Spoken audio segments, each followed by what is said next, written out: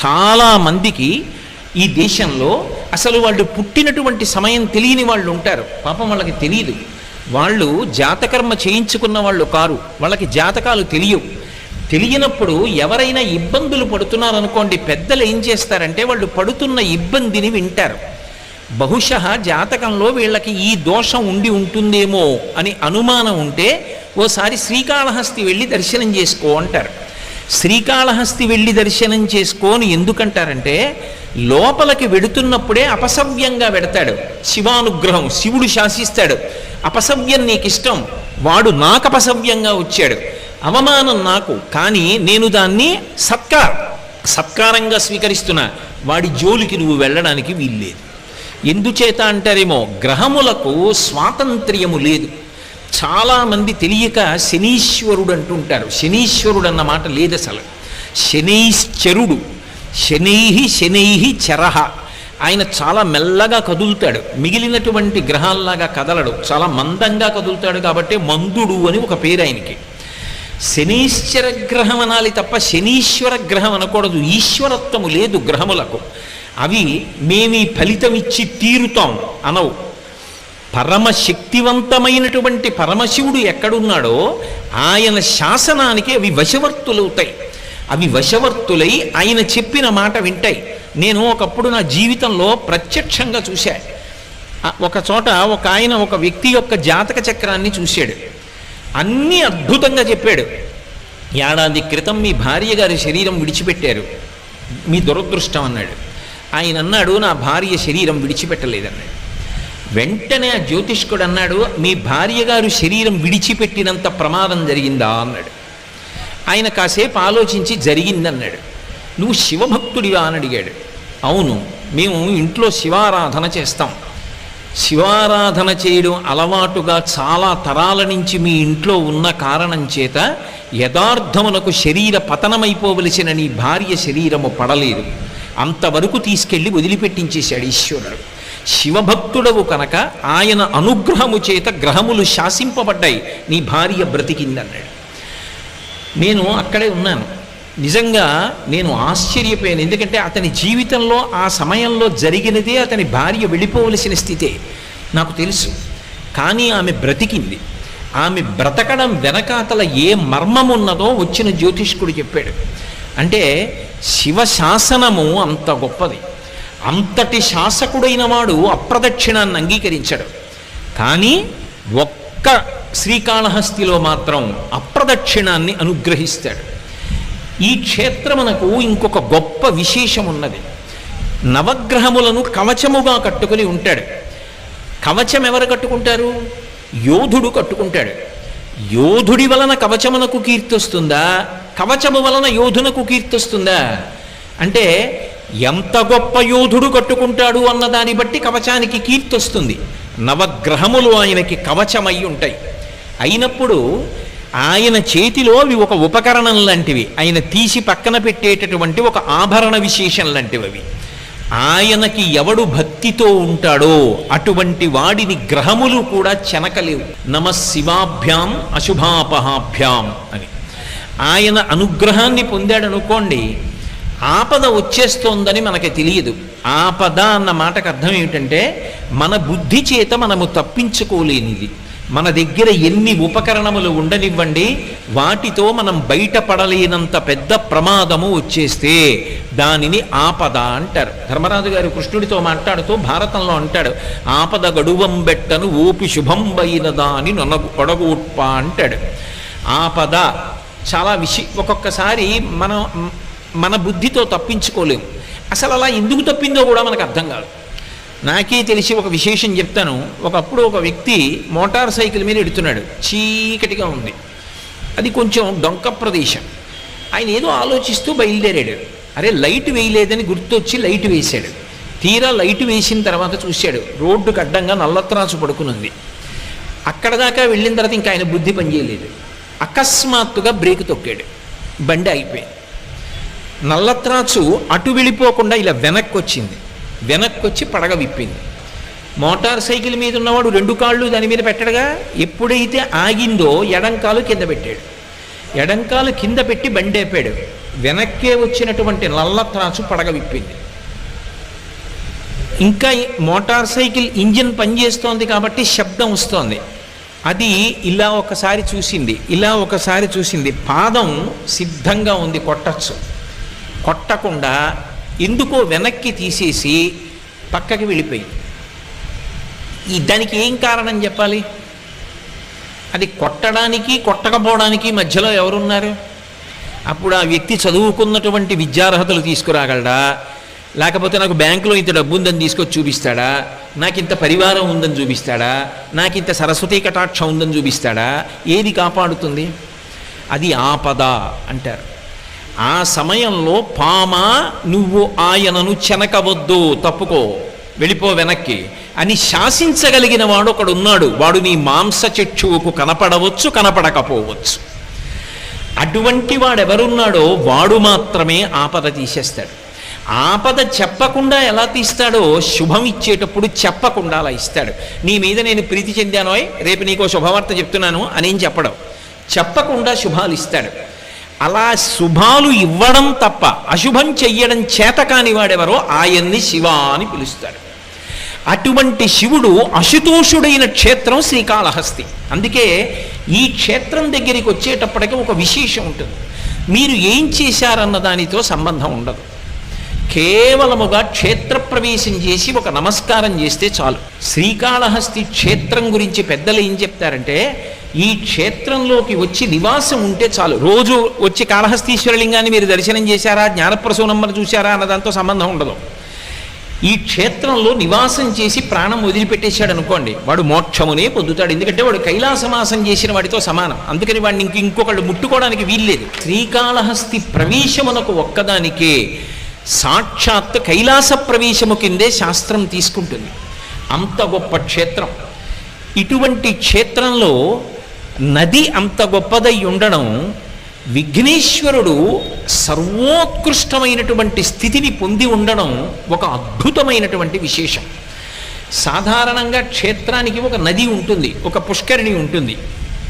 అన్ని వేళలా నది చాలా చాలా గొప్పది, ఈ నది కన్నా ఆ నది అంత గొప్పది అని చెప్పడం సాధ్యం కాకపోవచ్చు. నదిగా ఎప్పుడూ గొప్పదే, ఏ నది కూడా తక్కువ కాదు, అన్ని నదులు గొప్పవే. కానీ ఒక గంగా నది ఉందనుకోండి, గంగా నది కన్నా అని చెప్పాలంటే దానికి ఒక ప్రమాణం ఉండాలి. గంగా నదితో పోల్చాలి, ఒక ప్రమాణం ఉండాలి. కానీ ఇక్కడ ప్రవహించేటటువంటి నది సువర్ణముఖరి అని పిలువబడుతుంది. సువర్ణముఖరి నది ప్రవాహం ఉన్నటువంటి క్షేత్రం. ఎందుచేత అంటే యథార్థమునకు శ్రీకాళహస్తిలో నది లేదు ఒకప్పుడు. అగస్త్య మహర్షి ఈ ప్రాంతానికి వచ్చి శంకరుణ్ణి పూజ చేసి ఆయన ఇక్కడే తపోవనాన్ని ఏర్పాటు చేసుకుని తపస్సు చేశారు. అగస్త్యుడు మహాశివభక్తుడు. ఆయన పాద స్పర్శ పొందినటువంటి ప్రదేశం ఇది. అంత గొప్ప ప్రదేశం కాబట్టి అగస్త్యుడు తపస్సు చేస్తున్నటువంటి సమయంలోనే ఇక్కడికి ఋషులందరూ వచ్చారు. ఆయన ఎక్కడుంటే అక్కడ ఉంటారు ఋషులందరూ. అసలు మీకు ఇంకొక ఆశ్చర్యకరమైన విషయం చెప్పాలి అంటే, లోకంలో అందరూ దేవతల్ని ఆరాధన చేస్తారు.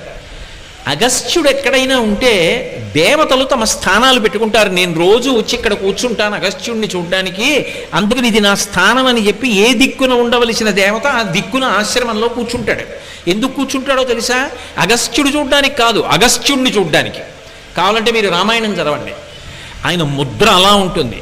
పరమశివుడుగా ఉన్న భగవంతుడు కూడా ఆయన వలన ఉపకారమును పొందుతాడు. పార్వతీ కళ్యాణంలో భూమి యొక్క భారాన్ని నిలబెట్టినవాడు, సూర్యగమనం కోసమని వింధ్యపర్వతం యొక్క అహంకారాన్ని అణిచినటువంటి వాడు, కాశీపట్టణం మీద అంత మక్కువ కలిగినటువంటి వాడు, ద్రవిడ దేశానికి కావేరీ నది ప్రవాహాన్నిచ్చి వ్యాకరణాన్నిచ్చి అనుగ్రహించినటువంటి వాడు, అంతటి మహానుభావుడు అగస్త్యుడంటే. అటువంటి అగస్త్యుడు శ్రీకాళహస్తి మీద వ్యామోహం పొందాడు. ఇక్కడికొచ్చి తపోవనాన్ని నిర్మించుకుని తపస్సు చేశాడు. అప్పుడు ఋషులందరూ అడిగారు, ఇక్కడ ఒక నది లేదు, నది తీసుకురండి అని అడిగారు. ఆయన అన్నాడు, ఒక నది రావాలి అంటే ఒక పర్వతం మించి ప్రవహిస్తుంది. ఎందుకంటే నదులన్నీ పర్వతానికి కూతుళ్ళ లాంటివి, పర్వతాల మించి వస్తాయి. ఏ పర్వతం మించి నేను తీసుకురావాలని అడిగాడు. వాళ్ళు అన్నారు, నీకే తెలియంది మాకు తెలుస్తుందా? మాకు తెలియదన్నారు. మరి ఎవరిని అడగాలి అంటే, అగస్త్యుడు గొప్ప గాణాపత్యుడు. ఆయన మహాద్భుతమైనటువంటి వినాయకోపాసన చేస్తాడు. అసలు ఆయన చేయని ఉపాసన లేదు, అంత గొప్ప ఉపాసకుడు. వినాయకుడిని చాలా తొందరగా ఎలా అనుగ్రహింపచేసుకోవాలో ఆయనకి తెలిసినట్టు ఎవరికి తెలియదు. ఆయన ఒక మాట చెప్పాడు, గజాసుర సంహారాన్ని పాతాళలోకంలో గణపతి చేశాడు, అందుకని కపిలవర్ణం పొందాడు, అందుకని కపిలుడు అని పేరు పొందాడు. ఇప్పుడు కపిలుడు అంటే నల్లగా ఎర్రగా రెండు రంగులు కలిసి ఉంటే కపిలవర్ణం అంటారు. చాలామంది కపిలవర్ణం అంటే నల్లావు అంటూ ఉంటారు. నల్లావు కాదు, నలుపు ఎరుపు కలిసి ముద్ద రంగు పొందితే కపిల ఆవు అంటారు, కపిల గోవు అని పిలుస్తారు. ఆయన గజాసురుణ్ణి చంపాడు. ఏనుగు ముఖం ఉన్న వాడి చేతిలో తప్ప నేను మరణించనని వరం అడిగాడు గజాసురుడు, అనుగ్రహించాడు పరమాత్మ. అందుకని తన కొడుక్కి ఏనుగు ముఖం పెట్టాడు పరమశివుడు, అసలు రహస్యం లోక సంరక్షణం కోసమని. ఇప్పుడు ఏనుగు ముఖమున్నటువంటి విఘ్నేశ్వరుడు ఏనుగు ముఖమున్న రాక్షసుణ్ణి పాతాళంలో సంహరించి ఆ నెత్తురంతా మీద పడితే కపిలవర్ణం పొందాడు. పొంది పరమ సంతోషంతో పాతాళంలోంచి భూమి వివరం చేసుకుని పైకొస్తున్నాడు. ఆయనకి అమ్మ అంటే విశేషమైనటువంటి ప్రీతి. కంచి కామకోటి పీఠాధిపత్యం వహించినటువంటి చంద్రశేఖరేంద్ర సరస్వతి మహాస్వామి వారు ఈ క్షేత్రం గురించి ఒక మాట చెప్తుండేవారు. వినాయకుడితో కలిసి జ్ఞానప్రసూనాంబ ఈ క్షేత్రానికి వచ్చింది అని చెప్తుండేవారు. అటువంటి వినాయకుడు పాతాళంలోంచి పైకొస్తున్నాడు. అగస్త్య మహర్షి వెళ్ళి ఆయనని ఆరాధించవలసినటువంటి రీతిలో ఆరాధన చేశాడు. ఆయన వెళ్ళి గణపతిని దర్శనం చేశారు. అందుకే ఇక్కడ పాతాళ గణపతి. ఇంకొక పెద్ద విశేషం ఉంది. అసలు గణపతి ఎక్కడుంటారు అంటే మూలాధార చక్రమునందు ఉంటాడు. మూలాధారం అన్ని చక్రాల కిందకుంటుంది, బుధస్థానమునందు ఉంటుంది. కాబట్టే మూలాధార క్షేత్రస్థితం అని ముత్తుస్వామి దీక్షితారు వారి కీర్తన. మూలాధారం కిందకు ఉండాలి కాబట్టి ఇక్కడ ఉన్నటువంటి గణపతి మూలాధార సూచనగా కిందకుంటారు. పాతాళ గణపతి అన్న పేరుతో ఉంటారు. సాధారణంగా మీరు ఎప్పుడైనా సరే గణపతి ఉపాసనలో ఒక విశేషం ఉంది. గణపతి తత్వమంతా 16 అంకె మీద పెడుతుంది. అందుకే ఆ 16 నామములు చదవాలి. ప్రతిరోజు కార్యక్రమం దేంతో మొదలవ్వాలి అంటే విఘ్నేశ్వరుడి యొక్క 16 నామములతో మొదలవ్వాలి. ఒకవేళ నాకు చదవడం రాదనుకోండి, కనీసం నేను ఒక కాగితం మీద రాసుకుని చదవాలి. నాకు అలా చదవడం కూడా రాదనుకోండి, చదివే వాళ్ళు ఇంట్లో ఒక్కళ్ళైనా ఉండాలి. వాళ్ళు నోట్లో చదవకూడదు, మిగిలిన వాళ్ళు చదవడం రాదు కొంతమంది ఉన్నారనుకుంటే ఆ స్తోత్రం రోజు పైకి చెప్పాలి. అందుకే ఆ స్తోత్రం గురించి అంత గొప్పగా చెప్తారు ఇప్పటికీ పెద్దలు. సుముఖశ్చైకదంతశ్చ కపిలో గజకర్ణక లంబోదరశ్చ వికటో విఘ్నరాజో గణాధిప ధూమకేతుర్గణాధ్యక్ష ఫాలచంద్రో గజానన వక్రతుండ శూర్పకర్ణో హేరంబ స్కందపూర్వజ షోడశైతాని నామాని పఠేత్ శృణుయాదపి. నువ్వన్నా చదువు, శృణుయాదపి కనీసం విను. విద్యారంభే వివాహే చ ప్రవేశే నిర్గమే తథా సంగ్రామే సర్వకార్యేషు విఘ్నస్తస్య న జాయతే. దేనికైనా సరే ఇది చదవవలసిందే. ప్రవేశే నిర్గమే తథా, అసలు రహస్యం అంతా అక్కడ పెట్టారు. లోపలికి వచ్చినా బయటికి వెళ్ళినా, ఏ లోపలికి వచ్చే బయటికి వెళ్ళడం, అసలు అది పెద్ద విశేషం ఆ స్తోత్రంలో. ఈ 16 నామములను మాత్రం నువ్వు చెప్పి తీరాలి. ఒకవేళ నువ్వు చెప్పడం చేత కాకపోతే ఇంట్లో ఎవరైనా పైకి చదివితే విను. వినకుండా కార్యాలు ప్రారంభం చెయ్యవద్దు, ఒక రోజు పని మొదలు పెట్టవద్దు అని పెద్దలు చెప్తూ ఉంటారు. 16 నామముల మీద ఆయన తత్వం నడుస్తుంది. ఒక్క శ్రీకాళహస్తి క్షేత్రానికి మాత్రం ఒక విశేషం ఉంది. ఇక్కడ విఘ్నేశ్వరుడు అగస్త్యుని యొక్క పూజకు సంతసించి ఒక విశేషాన్ని ప్రకటించాడు. 16లో 4వ వంతు ఈ క్షేత్రంలో ప్రవేశించి పాతాళ గణపతి దగ్గరికి వచ్చి చెప్తే చాలు. 4 నామములు పలకాలి. ఇక్కడ గణపతి దగ్గరికి వెళ్ళి అథవా వెళ్ళి అక్కడ నిలబడి చెప్పి బయటికి వస్తుంటే వెనకాతల చాలామంది ఉండిపోతారు కదండి అనుకుంటే, మెట్లు దిగక ముందే నిలబడి 4 నామములు చెప్పాలి.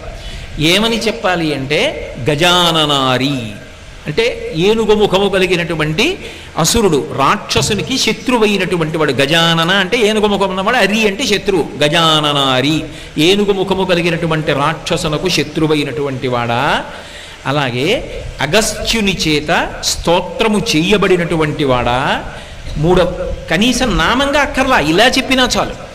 3వది పరమ భాగవతోత్తములైన వారు ఎవరుంటారో వాళ్ళ యొక్క ఈప్సితములను నెరవేర్చేటటువంటి లక్షణము కలిగినటువంటి వాడా ఈ 3 నామములు చెప్తూ ఆయన యొక్క రూపం గురించి, ఆయన వచ్చిన ప్రదేశం గురించి చెప్పేటప్పుడు పాతాళ వివర స్థాననే నమః, పాతాళ వివరమునందు లేదా భూవివర స్థాననే నమః, భూవివర నివాసాయ నమః. భూవివరము అంటే లోపలికి వెళ్ళినప్పుడు ఉండేటటువంటి ప్రాంతం, అక్కడ ఉన్నవాడా ఈ 4 నామములు చెప్పాలి.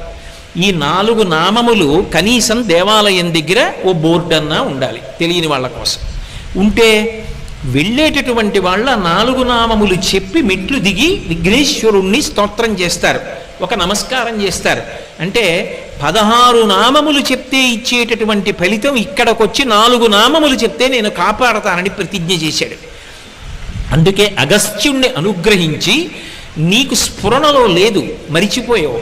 ఇంతటి మహానుభావుడివి కూడా. బ్రహ్మగిరి అని దగ్గరిలో ఒక పర్వతం ఉంది. నువ్వు ఆ పర్వతం మీద తపస్సు చేసి అద్భుతమైనటువంటి నదిని ప్రవహింపచేస్తావు. దిగ్విజయమస్తు, నీకు ఏ విధమైన విఘ్నం కలగదు, బయలుదేరమన్నాడు. బ్రహ్మగిరి మీదకి వెళ్ళి అగస్త్య మహర్షి తపస్సు చేశారు. శంకరుడు బ్రహ్మగారి ద్వారా కబురు చేస్తే పరమశివుని యొక్క జటాజూటంలో ఉండేటటువంటి గంగా నది సువర్ణముఖరి అన్న పేరుతో ప్రవహించింది. ఎందుకు ప్రవహించాలి ఆ పేరుతో అంటే, సువర్ణం అంటే బంగారం.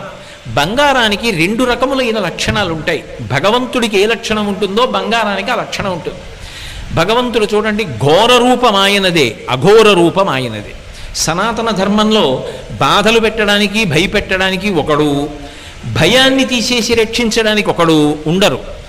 భగవంతుడే భయపెడతాడు, భగవంతుడే రక్షిస్తాడు, రెండూ ఆయనే చేస్తాడు. చేసిన పాపానికి ఫలితం ఇస్తున్నాడు అనుకోండి, భయపెడతాడు. అందుకే విష్ణు సహస్రనామ స్తోత్రంలో భయకృత్ భయనాశన, భయపెట్టేవాడా భయమును పోగొట్టేవాడా రెండూ ఆయనే. మన పాపమునకు ఫలితం ఇచ్చినప్పుడు భయపెడతాడు. అందుకు కదూ రుద్రాధ్యాయంతో అభిషేకం చేస్తుంటే నమస్తే అస్తు ధన్వనే బాహుభ్యాముతతే నమః అని మొదలు పెడతారు. నీ చేతిలో ఉన్న ధనస్సుకి నమస్కారం, ఆ చేతులకి నమస్కారం. రుద్రమన్యవ ఉతోత ఇషవే నమః, నీ మన్యువుకు ఒక నమస్కారం. పిల్లలం ఏదో తెలియక తప్పు చేశాం, ఆ ధనస్సు ఏమిటి పక్కన పెట్టేసి, ఆ చెయ్యి ఏమిటి అలా వద్దు, ఇలా అనుగ్రహంగా పెట్టు అని ఆయన్ని ఉభయతర నమస్కారములతో రుద్రాధ్యాయం నడుస్తుంది. అంటే దానిలో ఉన్నటువంటి అంతరార్థం ఏమిటి అంటే, పరమశివుణ్ణి స్తోత్రం చేసి ఆయన యొక్క అనుగ్రహాన్ని పొంది ఘోర రూపాన్ని ఉపసంహారం చేయిస్తారు. పాపములకు ఫలితమని ఇవ్వకు, మేము తట్టుకోలేము, తెలియక చేశాం, మన్నించమని అడుగుతారు. అలా ఇక్కడికి వచ్చేటప్పటికి విశేషం ఏమవుతుంది అంటే, ఈ క్షేత్రం దగ్గరికి వచ్చేటప్పటికి ఇక్కడ పరమశివుడు ఘోర అఘోర రూపములు రెండిటికీ కూడా ఆయన స్థానమైన పంచబ్రహ్మమంత్ర పఠనంలో ఇప్పటికే అఘోరేభ్యో దఘోరేభ్యో ఘోర ఘోరతరేభ్య అని చెప్తున్నాం కదా. అన్ని విశేషణములు ఉన్నవాడైనప్పటికీ కూడా ఈ క్షేత్రం దగ్గరికి వచ్చేటప్పటికి పరమ ప్రసన్నమూర్తి అయి ఎంత కింది స్థాయిలో అనుగ్రహాన్ని వర్షిస్తాడంటే, వైదికమైనటువంటి ధర్మము తప్పదు, వైదిక ధర్మము తప్పకుండా తన అనుగ్రహ వర్షము చేత ఊహించలేనటువంటివి ఇస్తాడు. అందుకే ఏదో ఇక్కడ అనుకున్నంత తేలిక విషయాలేం జరగలేదు, చాలా అద్భుతమైన విషయాలు జరిగాయి. అందుకే శ్రీకాళహస్తిలో ఎప్పుడైనా ఒక విశేషం జరిగితే దేవతలందరూ వస్తారు. నేను మీతో ఒక మాట చెప్పాలి అంటే, ఎక్కడైనా గిరి ప్రదక్షిణం చేశారనుకోండి, గిరి ప్రదక్షిణం చేస్తే దాన్ని గిరి ప్రదక్షిణ క్షేత్రం అని పిలుస్తారు. ఎందుకంటే కొండ స్థూల శివుడు అని గుర్తు. కొండ స్థూల శివుడుగా ఉన్నాడని ప్రమాణం ఉంటేనే గిరి ప్రదక్షిణం, అంతేగాని కొండకి దారుందని చేయకూడదు. ఆ కొండ స్థూల శివుడని ప్రమాణం ఉన్నదా ఎక్కడైనా పురాణంలో? ఈ కొండంతా శివుడే అని చెప్పవచ్చా? చెయ్యొచ్చు. అరుణాచలం స్థూల శివుడు, గిరి ప్రదక్షిణం ఉంది. శ్రీకాళహస్తి స్థూల శివుడు, గిరి ప్రదక్షిణం చెయ్యొచ్చు. కోటప్పకొండ త్రికూటం 3 శిఖరములతో ఉంటుంది. బ్రహ్మశిఖరం, విష్ణు శిఖరం, రుద్రశిఖరం, 3 కాబట్టి ప్రదక్షిణం చెయ్యొచ్చు. ఓ కొండ మీద ఈశ్వరుడు ఉన్నాడని ప్రదక్షిణం కొండకి చేయడానికి అన్ని వేళల శాస్త్రం అంగీకరించదు. కొన్ని చోట్ల గిరి ప్రదక్షిణాలు ఉంటాయి. అన్ని చోట్ల గిరి ప్రదక్షిణం ఎందుకు చేస్తారంటే, గిరిని శివస్వరూపంగా ప్రదక్షిణం చేస్తారు. ఒక్క శ్రీకాళహస్తి మాత్రం గిరి ప్రదక్షిణమున్న మిగిలిన క్షేత్రముల కోవలోకి రాదు. దీన్ని భాస్కర క్షేత్రం అంటారు. ఎందుకు భాస్కర క్షేత్రం అంటారో తెలుసా? మనందరం పితృదేవతలు ఉత్తీర్ణులు కావాలన్నా, దేవతానుగ్రహం కలగాలన్నా, లోకములు శాంతి పొందాలన్నా, గ్రహములు శాంతి పొందాలన్నా పరమ ప్రమాణంగా ఏ కాలాన్ని తీసుకుంటామంటే సూర్యుడు ఉత్తరాయణంలో ప్రవేశించినటువంటి కాలాన్ని ఉత్తరాయణ పుణ్యకాలమని కొలిచి ఉత్తరాయణ పుణ్యకాలంలో దానాలు పూజలు అవి విశేషంగా చేస్తారు. ఒక్క శ్రీకాళహస్తి క్షేత్రానికి ఉన్న గొప్పతనం ఏమిటంటే ఉత్తరాయణంలో ప్రవేశించగానే అందరూ తనని పూజ చేస్తే సూర్యుడు మాత్రం దేవతా సమూహం అంతటితో కలిసి శ్రీకాళహస్తి కొండకి ప్రదక్షిణం చేస్తాడు. అలా ఎక్కడైనా సూర్యుడు ప్రదక్షిణం చేస్తే పర్వంలో దాన్ని భాస్కర క్షేత్రం అంటారు. అటువంటి చోట దానికి చాలా పద్ధతులు చెప్తారు పెద్దలు. ఒక్క శ్రీకాళహస్తి విషయంలోనే ఆ పద్ధతులన్నీ చెప్తారు. అలాంటి పద్ధతిలో ప్రదక్షిణాలు కానీ చెయ్యగలిగితే అటువంటి వాడు జన్మరాహిత్యానికి కూడా వెళ్ళిపోతాడు. అంత గొప్ప క్షేత్రం శ్రీకాళహస్తి క్షేత్రం. పరమాద్భుతమైనటువంటి క్షేత్రం శ్రీకాళహస్తి భాస్కర క్షేత్రం. ఈ కొండ అంత గొప్పది. ఈ క్షేత్రానికి ఉన్నటువంటి విశేషం ఏమి అంటే వైదిక ధర్మాల్ని అలాగే నిలబడుతూ అనేక వైదిక రహస్యములను ఆవిష్కరిస్తూ పరమాత్మ అసలు దేవతలు ఊహించలేని అనుగ్రహాన్ని ఇక్కడ వర్షిస్తూ ఉంటాడు. అందుకే